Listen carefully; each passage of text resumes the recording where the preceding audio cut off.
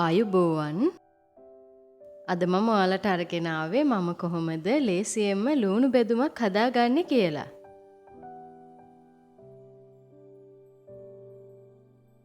මම මෙතන සිහින්ව ලියාගත්ත බීලුණු ගෙඩි 4ක් අරන් තියෙනවා. තව මම මේකට පොඩියට කපාගත්ත උඹලකඩ මේස හැඳි 2ක්, කොච්චි කරල් 5ක්, රම්පේ කරපිංචා ටිකක්, කෑලි මෙරිස් තේ හැඳි 2ක්, ලුණු රස පදමට කහ තේ හැඳි 8න් එකක්, සීනි තේ හැඳි 1මාරක් ලෑස්ති කර ගන්නවා. අපි දැන් බලමු කොහොමද මේ ලුණු බෙදුම හදාගන්නේ කියලා.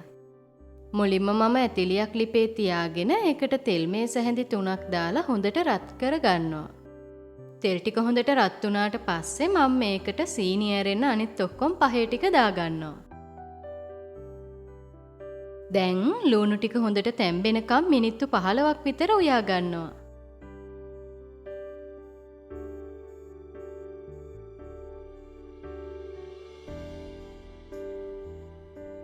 ලුණු ටික හොඳට තැම්බුණාට පස්සේ මම මේකට සීනි ටික දාගෙන ආයෙත් මිනිත්තු 5ක් විතර මද ගින්දරෙන් උයා ගන්නවා.